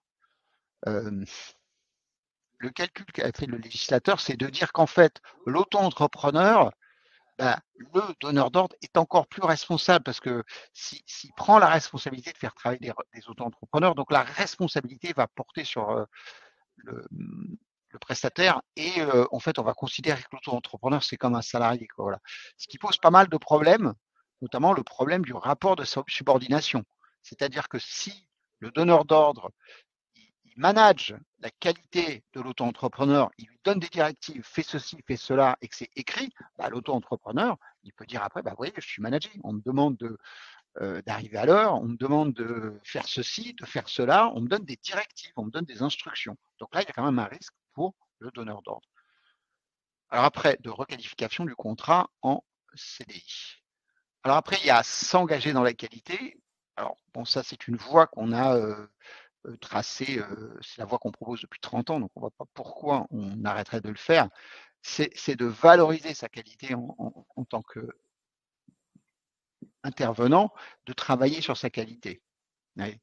C'est compliqué aujourd'hui parce qu'en fait, si vous considérez ça avec recul, vous voyez que quel est le problème à dispenser l'auto-entrepreneur de la certification Calliope? Le problème, c'est on donne un avantage aux nouveaux entrants, on donne un avantage aux précaires par rapport aux sociétés structurées. Une société structurée, par définition, c'est-à-dire qu'un formateur qui a développé sa SAS, qui a développé sa SARL depuis 10 ans, qui facture entre 100 et 200 000 euros par an, pourquoi lui, il devrait avoir Calliope pour faire quelques interventions en sous-traitance, qui sont généralement pas très bien payées? Pourquoi lui, on l'obligerait à avoir Calliope? Alors, quelque part, on l'oblige à avoir un avantage concurrentiel, mais il n'empêche que pourquoi lui, il devrait avoir Calliope alors que l'auto-entrepreneur n'y a pas droit? Ça, c'est un des problèmes des représentants euh, des, euh, des professionnels de la formation, des représentants des personnes physiques, des formateurs, qui demandent des avantages pour les néo-formateurs plutôt que de s'occuper de valoriser le statut de formateur, vous voyez, en imposant des limites. En fait, un secteur d'activité, quand il se lance dans la qualité, il crée des normes de plus en plus exigeantes pour que les nouveaux entrants aient un peu plus de mal à venir concurrencer ceux qui sont en place. Et la formation, c'est un des seuls secteurs aujourd'hui où les, les partenaires sociaux représentants, que ce soit les représentants d'organismes, les représentants des formateurs, des personnes physiques, n'ont de cesse que de diminuer les exigences qualité et du coup d'empêcher le secteur de se structurer et des entreprises de réussir. On nivelle par le bas. Voilà. Alors là, pour contrer ça, c'est effectivement d'obtenir des normes exigeantes pour pouvoir se différencier, mais ça demande de faire comprendre aux clients, aux stagiaires, de faire comprendre l'importance de cette certification et de valoriser sa certification. Et là, les partenaires sociaux ne vous aident pas, malheureusement, à valoriser cette certification aujourd'hui. Alors, pas tous, hein, parce que les représentants des salariés, les partis politiques, il y a consensus sur la qualité. C'est-à-dire que, par exemple, là, le décret qui vient de paraître sur l'acte, il a été voté à l'Assemblée nationale. Donc, au niveau politique, il y a un consensus sur le fait qu'il faut exiger plus de garanties de qualité pour la formation professionnelle. Et c'est plus le secteur qui résiste à cette démarche qualité, souvent par incompréhension d'ailleurs.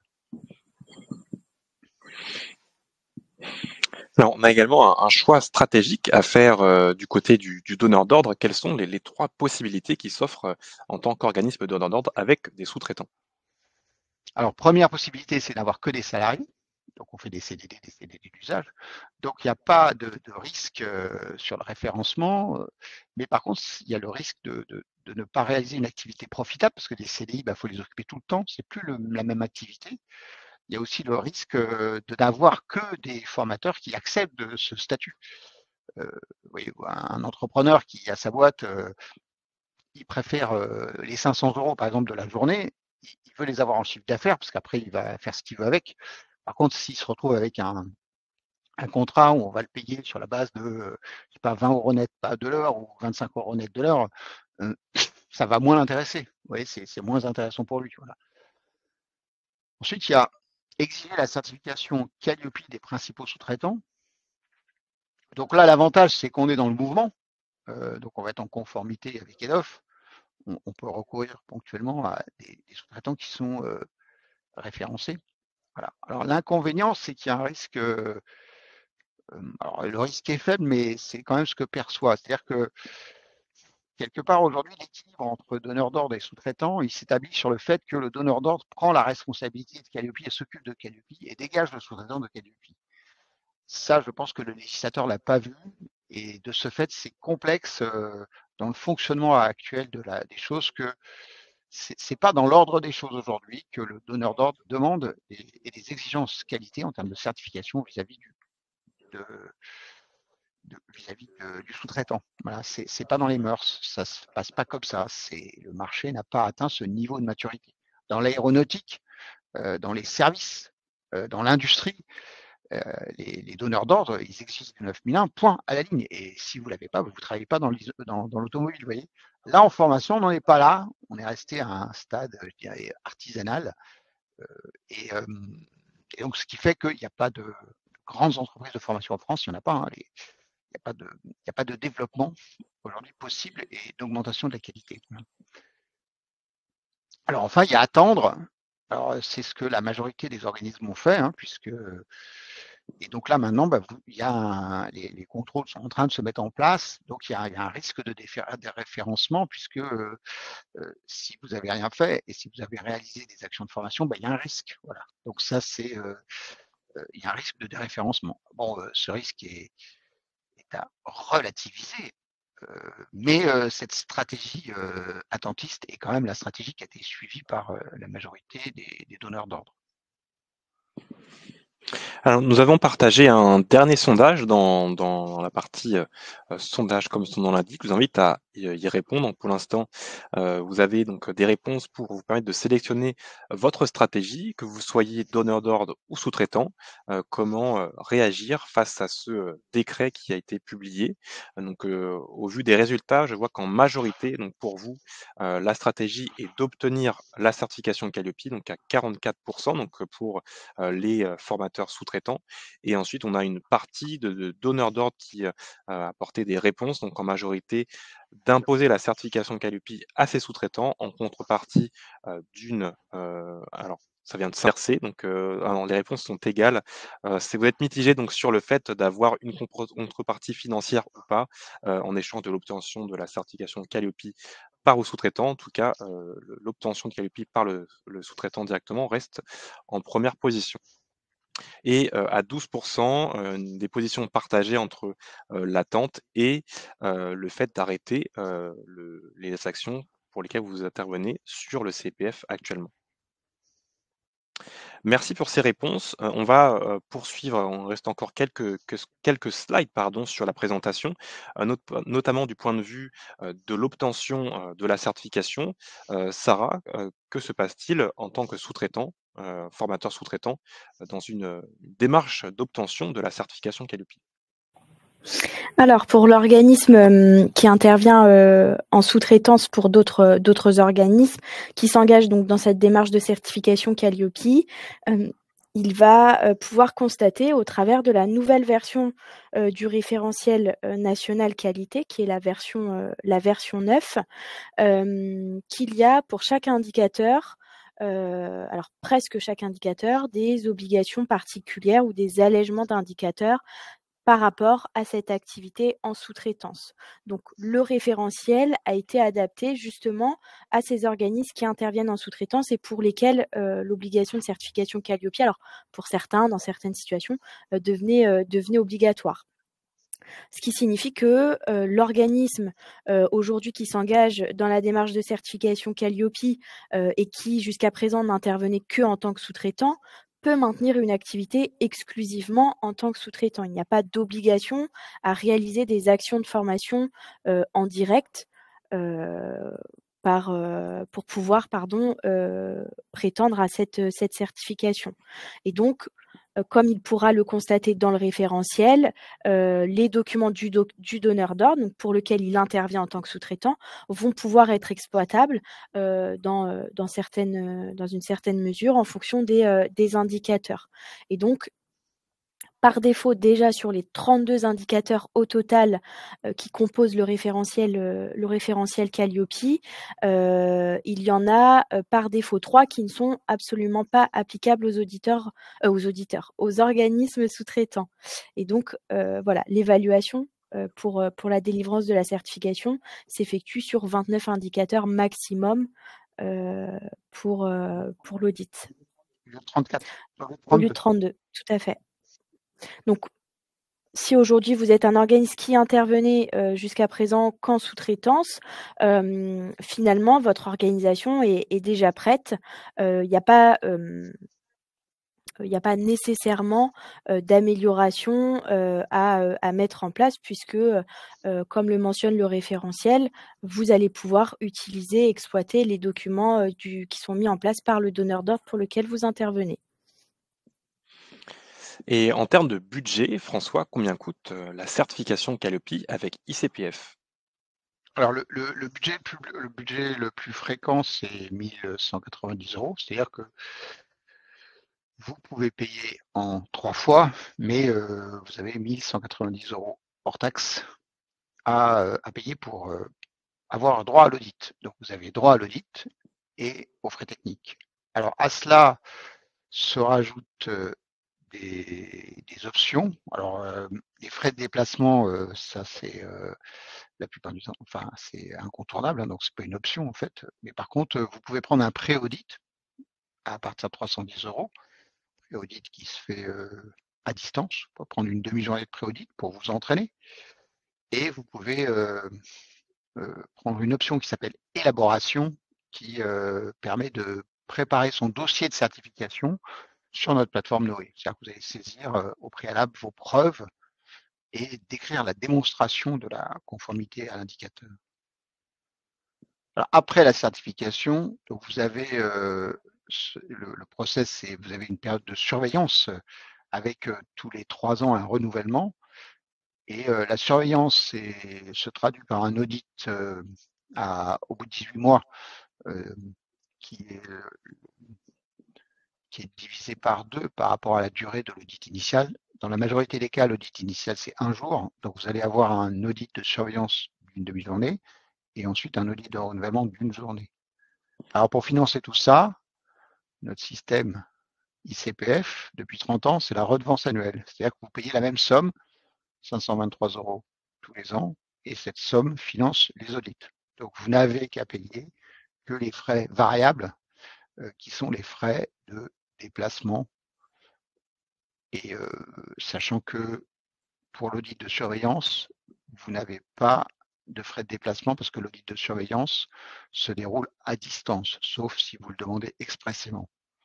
Voilà. Donc, vous avez des frais de déplacement tous les 3 ans pour l'audit de renouvellement. Et de ce fait, vous conservez votre certification. Et c'est comme ça qu'on arrive aux 60 € à peu près par mois, si on prend l'audit initial. Sur chaque après, vous voyez, ça démarre, ça va coûter 60 € par mois, et puis après, c'est de l'ordre de 40 €, un petit peu moins d'ailleurs de 40 € par mois. Et donc, c'est 2 abonnements de portable. Voilà, c'est un abonnement de téléphone portable et un jeu où c'est pas, comment dire, on est dans le domaine de sommes modiques. En revanche, c'est la perte de la certification. Une fois que vous êtes lancé, que vous avez les financements publics, elle est beaucoup plus, ça coûte beaucoup plus cher. Nous, on a le problème oui, donc une fois que c'est lancé, vous l'avez, vous êtes bien organisé pour conserver votre certification Calliope, c'est pas très cher. C'est plus ce qui va coûter, c'est qu'en fait la manière dont vous vous prenez pour avoir le certificat, c'est-à-dire que je ne sais pas si on y revient plus loin, et ensuite comment vous faites pour appliquer votre dispositif de manière à être prêt le jour de l'audit et avoir le moins de travail possible. Ce qui va coûter, c'est le temps, je dirais, et l'énergie en fonction de la situation dans laquelle vous vous êtes mis pour avoir cette certification. Et donc, pour conclure sur ce webinaire, quels sont les 3 points essentiels, François, à retenir? Premier point, le décret impacte le donneur d'ordre. Il encourt un risque de déréférencement et les donneurs d'ordre, par définition, ils ont des volumes et donc ils mettent en péril les volumes qu'ils réalisent avec le CPF. Et là, c'est un risque très important puisque la loi s'applique à tous. Deuxièmement, les sous-traitants, vous allez être impactés par l'exigence présentée par le donneur d'ordre. Donc en l'occurrence, il faut se mettre d'abord en contact avec le donneur d'ordre pour savoir ce qu'il veut faire et quelle est sa stratégie et s'il souhaite que vous obteniez Calliope ou pas. Donc là, il y a un échange à faire avec le donneur d'ordre. 3, Calliope, une fois que vous l'avez, est aujourd'hui au-delà du NDA, au-delà de l'autoproclamation, est un moyen d'améliorer la qualité perçue de vos prestations par les financeurs, les entreprises et surtout les stagiaires. Donc ça va vous donner plus de crédibilité et plus de confort.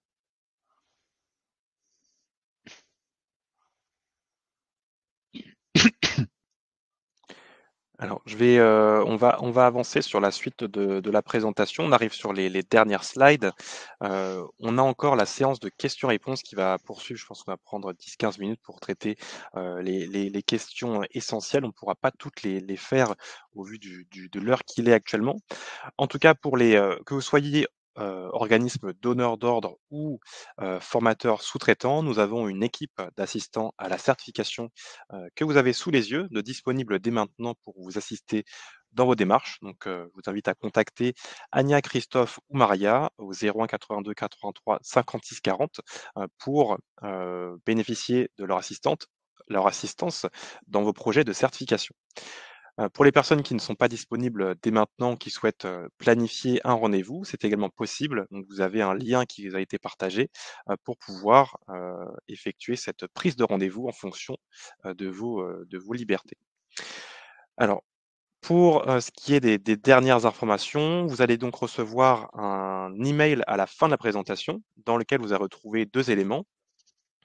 Le premier, c'est le support au format PDF pour retrouver l'ensemble des ressources, les liens et les graphiques qu'on a pu vous présenter.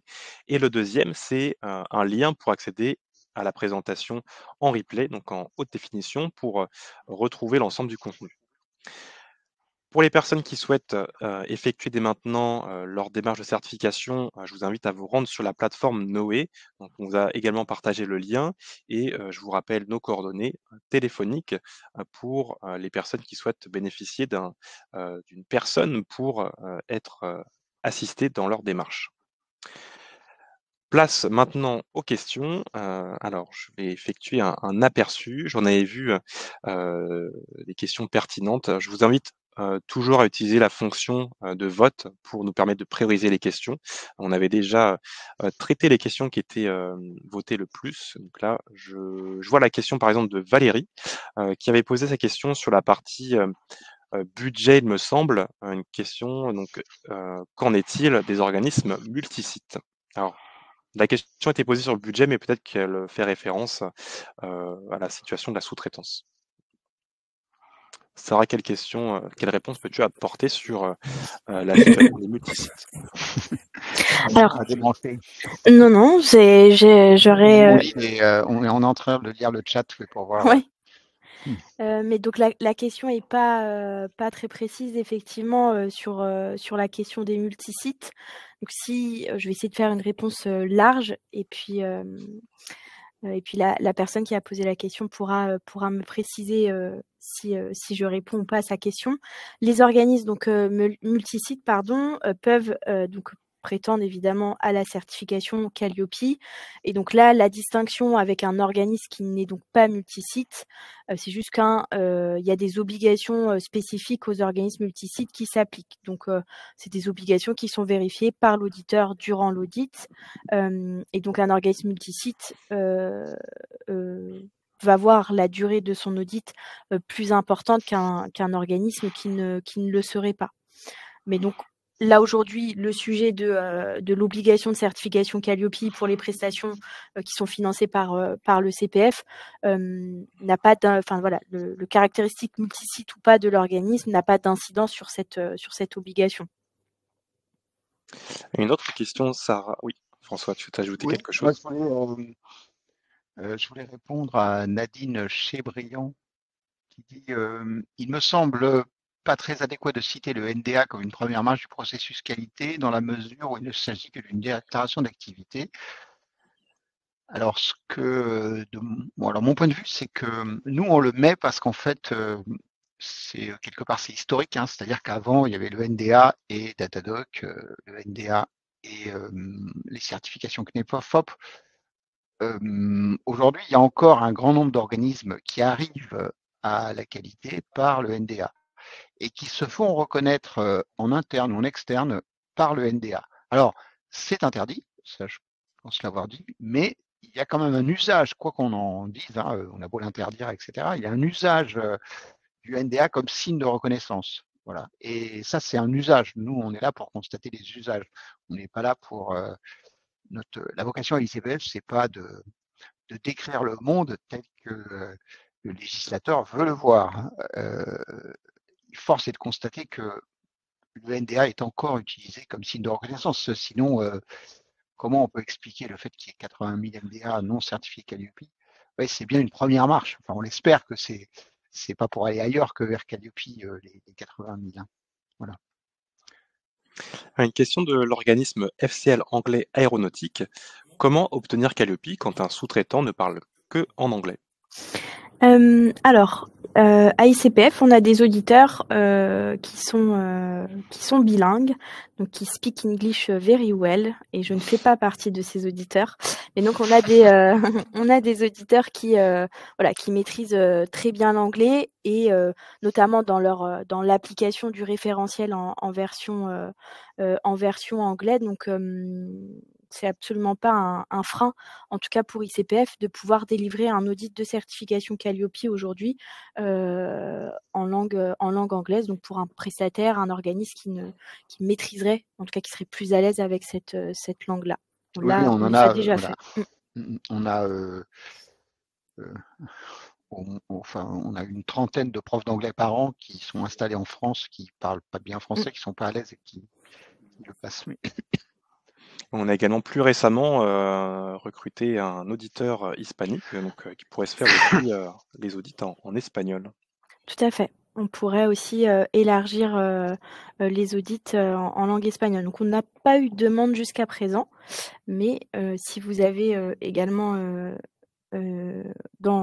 parmi vos confrères ou en tout cas dans votre entourage des organismes qui sont plus à l'aise en langue espagnole et qui n'osent pas passer le cap, eh bien à ICPF, ils n'auront pas de difficultés avec effectivement notre auditeur Sergio. Alors, une réaction de Valérie sur la question du coût. Donc, pour le multisite, c'est bien la question du coût. Donc, est-ce qu'il y a un impact de coût pour les organismes qui sont en multisite, Sarah? Donc effectivement, le caractéristique multisite est pris en compte dans le calcul de la durée d'audit, et donc le coût de l'audit dépend de la durée. Donc oui, effectivement, le caractéristique multisite va avoir un impact sur le coût de l'audit et des audits. Alors, question de Vanessa. Oui, Oui. je vais rajouter quelque chose. Ce que j'ai vu sur le chat. En fait, quand il va y avoir l'audit de surveillance ou l'audit de renouvellement, on va, en fonction de la situation de l'organisme, réévaluer le coût de la redevance, et en fonction de, par exemple, si l'organisme a fait des extensions de certification, c'est-à-dire qu'il a acquis des catégories supérieures, il a acquis plus de catégories. Il était OF, il prend OF et bilan de compétences.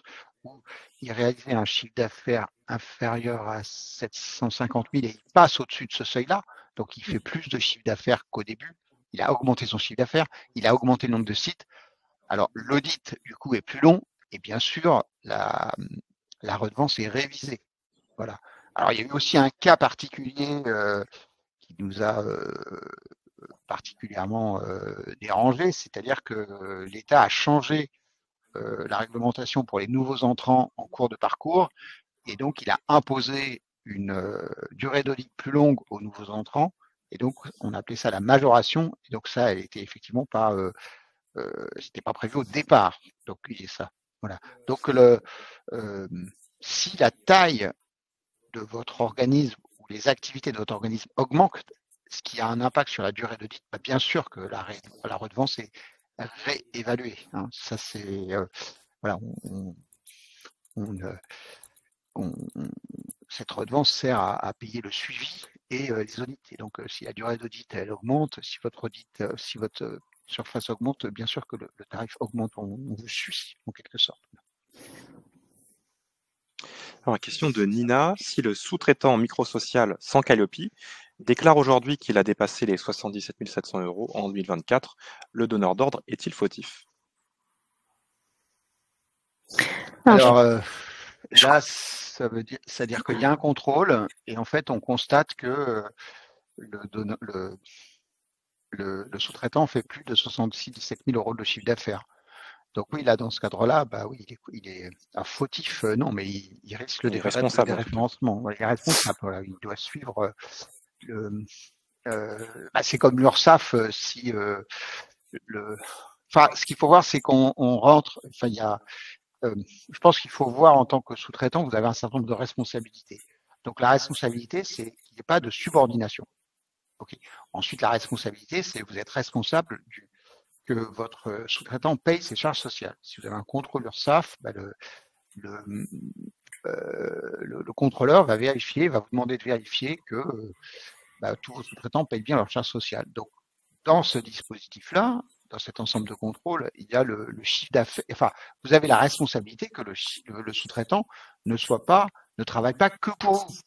C'est-à-dire que vous devez il doit avoir d'autres clients, et vous devez le savoir, et vous ne devez pas réaliser plus de 75% de son chiffre d'affaires. Donc, Calliope n'est pas la seule contrainte qui s'impose à vous quand vous faites travailler un sous-traitant. Voilà. Donc là, si effectivement il y a le sous-traitant ne reste, enfin le chiffre d'affaires réalise un chiffre d'affaires plus supérieur qui fait qu'il n'est plus dans le cadre de l'exemption, bien sûr que vous êtes responsable. Alors après, si c'est dans l'année dernière il faisait 60 000, si ça vient de se produire, je pense que vous pouvez faire appel à la mansuétude du contrôleur, hein, de la même manière que on fait appel à la mansuétude d'un gendarme quand on crame une ligne blanche, et puis au lieu de vous enlever 3 points, il ne vous en retire qu'un. Voilà. Donc on peut faire appel à la mansuétude, mais vous êtes en situation vous êtes dans une situation qui n'est pas dans la situation attendue, je dirais. La question de Vanessa, si on passe Calliope en tant que sous-traitant, peut-on ensuite faire des formations en direct?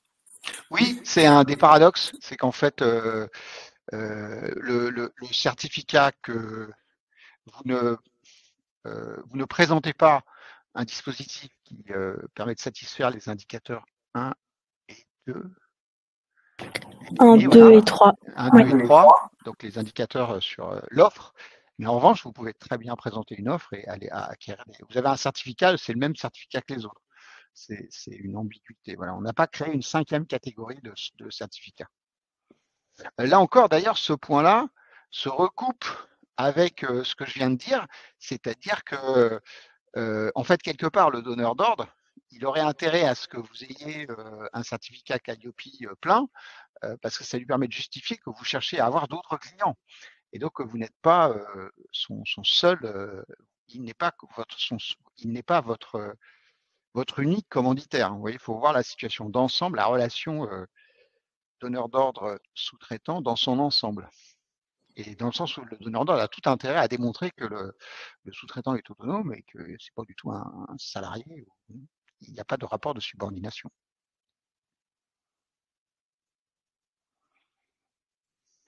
Alors, je suis à la recherche d'une question qu'on n'aurait pas déjà traitée, puisqu'il y a des similarités dans les demandes. Alors, j'ai vu une question passer que je ne retrouve pas. Il y avait une question sur le type d'action qui était concerné par ce décret, puisqu'on parle bien de CPF, mais dans le CPF, il y a plusieurs actions, des actions de formation, il y a de la VAE, il y a du bilan de compétences. La question était, est-ce qu'on parle uniquement d'actions de formation ou d'autres types de prestations? Sarah. Avec le micro, c'est mieux. Donc là, on parle de prestations, donc pas exclusivement les actions de formation au sens propre du terme. Donc, si aujourd'hui un organisme qui propose des bilans de compétences et qui, dans le cadre de ce bilan de compétences, fait intervenir donc un sous-traitant, donc un bilan de compétences là financé toujours par le CPF, le sous-traitant devra répondre à cette obligation de certification Calliope.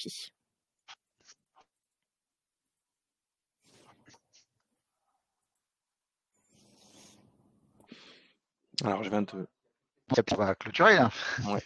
Je faisais un tri, je voulais surtout donner une réponse aux personnes qui se posent une question pour l'obtention de la certification. Et donc, j'ai retrouvé les 2 personnes qui avaient posé la question. Ça venait de Marie et de Anne qui posaient la question pour les bilans de compétences et pour la VAE. Bien écoutez, je vous propose de mettre un terme à la présentation puisque, là pour, récupérer les questions, ça prend plus de temps que prévu, étant donné qu'il y a un flux important, et un historique sur la présentation. Vous avez toujours à votre disposition les coordonnées de notre équipe d'assistants à la certification, le lien qui vous a été partagé pour la prise de rendez-vous et surtout, l'accès à la plateforme Noé pour effectuer vos démarches. Donc je vous remercie d'avoir été présent jusqu'à la fin et je laisse la parole à Sarah et François pour ajouter quelques mots avant de mettre un terme à la présentation. Sarah, que souhaites-tu, ajouter? Eh ben, je souhaite vous remercier, pardon, pour votre participation. On a eu beaucoup de questions sur cette thématique qui était plutôt pertinente. Donc, merci à tous et puis bonne continuation à tous dans vos activités et surtout prenez rendez-vous avec l'un de nos assistants à la certification pour pouvoir faire le point sur sur les offres qui peuvent vous correspondre. François. Merci à vous pour votre enthousiasme, vos questions, vos questionnements qui sont très intéressantes. Alors, nous n'arrivons pas à répondre avec précision à toutes vos questions, mais on les enregistre. Voilà, j'ai bien pris note de tout ce qui s'était dit sur le chat, toutes les questions. Ça nous permet d'améliorer notre offre, de s'adapter à ce que vous attendez pour vous accompagner dans cette magnifique voie de la qualité de la montée en compétences. Bonne fin de journée à tous. Et à bientôt. Merci à Thomas et à Leïla Oui, qui ont été formidables. Surtout Thomas exactement. qui s'est battu avec le système tout au long pour essayer d'attraper toutes vos questions. Merci à vous, à bientôt. Au revoir.